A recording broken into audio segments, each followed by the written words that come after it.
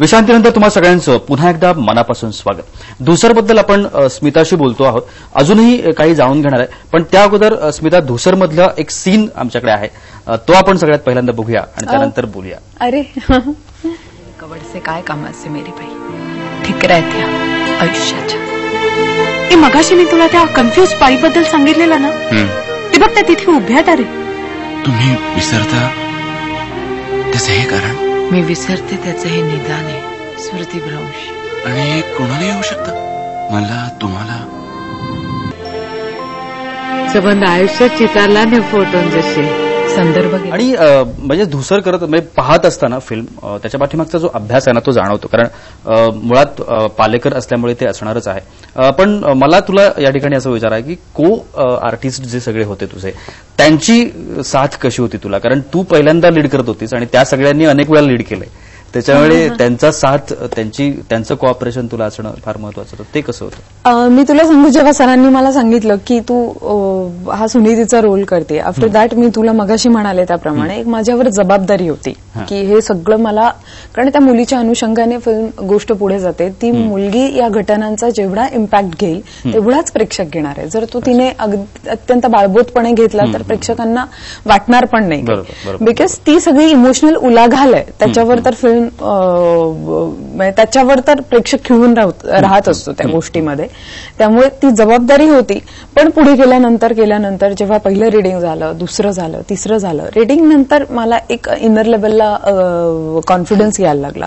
दुसरी गोष्ट, संध्या मॅम आणि अमोल सरांची जी पद्धत आहे ना, ते ना सगळं ब्रीफ करत असतात, म्हणजे त्या कॅरेक्टरच्या इमोशनल ग्राफ पासून आधी काय घडलंय, नंतर काय घडणार आहे, हे काही वेळा सेटवर आपल्याला लक्षात ठेवावं लागत असतं। ती आपली जबाबदारी असते की आपला ग्राफ मेंटेन करणं, पण त्याची सगळी जबाबदारी ते उचलतात।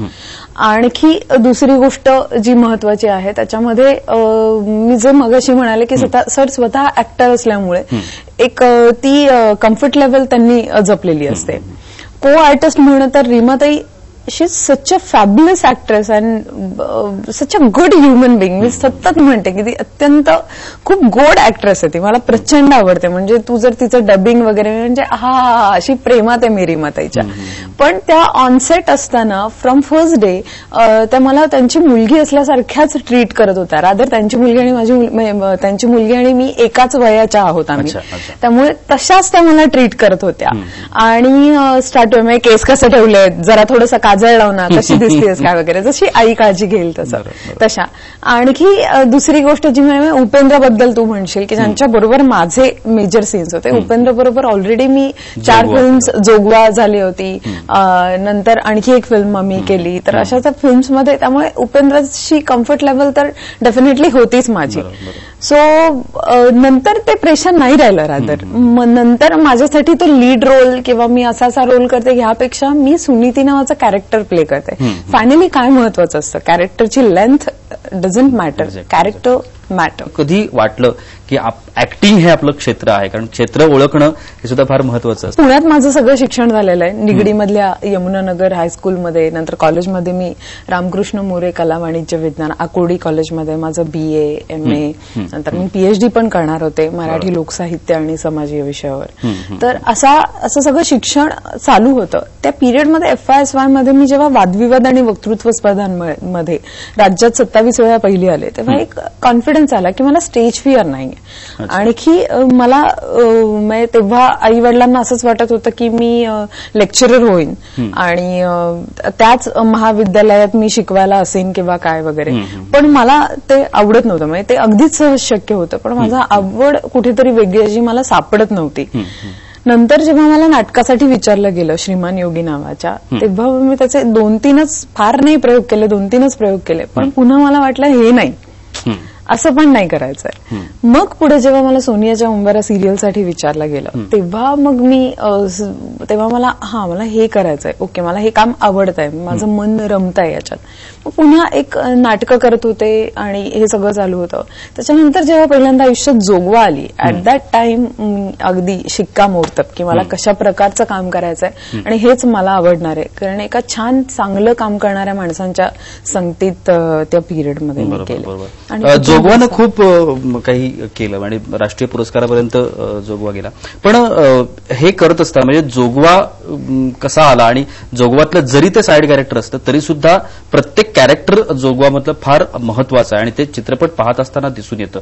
जोगवाच्या आठवणी सांगणार, कारण जोगवाबद्दल आम्हाला सगळ्यांनाच उत्सुकता आहे, एवढा गाजलेला चित्रपट आणि त्याच्यामुळे जोगवाबद्दल मी तुला खरंच सांगते की ज्या फिल्मने मला दिशा दिली, म्हणजे एक असते ना की ज्या फिल्मने मला काम करण्याचं मोटिवेशन दिलं, ज्या फिल्मने मला अशा पद्धतीचे काम करायचंय, माझ्या आतली आवड काय हे मला जाणून दिलं, ती जाणीव करून देणारी ती फिल्म होती. घडले खऱ्या अर्थाने तू म्हणशील तर जोगवामध्ये. त्या अनुषंगाने मला एक चांगला खूप जवळचा माझा मित्र मिळाला, राजीव पाटील.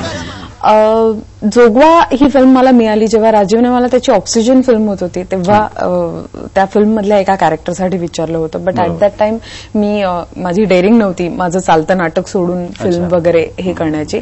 पण नंतर पुन्हा जोगवासाठी विचारलं तेव्हा मी डिसिजन, तेव्हाही मी दिवसातून रात्री मी नाटकच करत होते.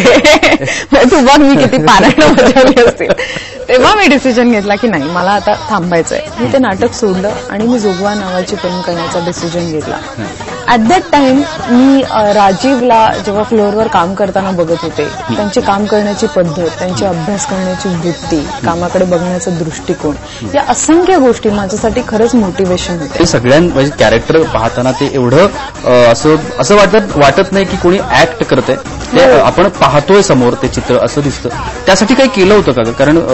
कारण ते जो सगळा समाज आहे, हा समाज हा खरं तर उपेक्षित असलेला अशा पद्धतीचा समाज आहे आपल्या समाजामधला, आणि ते उभं करत असताना, त्यांची दुःख उभी करत असताना तुम्ही कशा पद्धतीचा अभ्यास, काहीतरी केलंच असेल निश्चित त्याच्यासाठी. मी तुला सांगू, मी तुला खरंच म्हणजे माझ्या आईची शपथ सांगते की मी खरंच काही केलेलं नाहीये.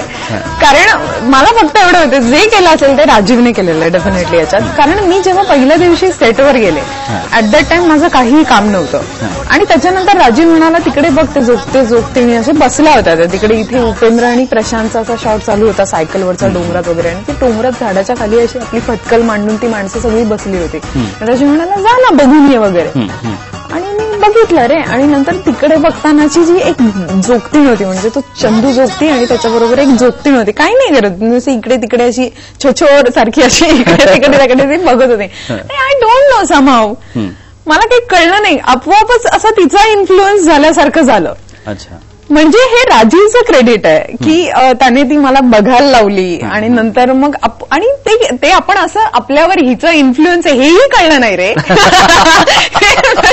नंतर प्ले करताना क्लिक झालं, अरे हेही सुद्धा कळलं नाही स्वतःला की अरे असं कसं झालं आपल्याकडनं वगैरे. पण नंतर मग मला कळली की मग नंतर मी सगळ्यानंतर आपण शांत बसतो आणि काम बघितल्यानंतर आपण आपले चॅट होतो आणि नंतर मग मी बघायला लागले तर नंतर मला कळलं की ही अभ्यासाची पद्धत आहे रादर. म्हणजे ते राजीवने शांतपणे ते कर असं सगळं करत तो करत होता. पण नंतर मग मला ती प्रोसेस कळली की हा दिस इज अ प्रोसेस, ही आयडियल प्रोसेस आहे, हा एंड नव्हे, याच्या पुढे खूप असतात पण एक बेसिक प्रोसेस असते ती मला फार राजीवकडनं काढली. म्हणजे हे कुणालाही विश्वास बसणार नाही, कारण ते सगळं पाहत असताना जाणवतं आणि म्हणूनच मी हा विचारला प्रश्न. स्मिता तांबे सोबत आपण गप्पा मारतो आहोत. खरं तर गेल्या 3-4 वर्षांमधला तिचा प्रवास अतिशय वाखाणण्याजोगा आहे. अजूनही एक सेगमेंट माझ्याकडे आहे, तिच्याशी गप्पा मारणार आहे, पण तत्पूर्वी घेऊया पुन्हा एकदा एक छोटीशी विश्रांती.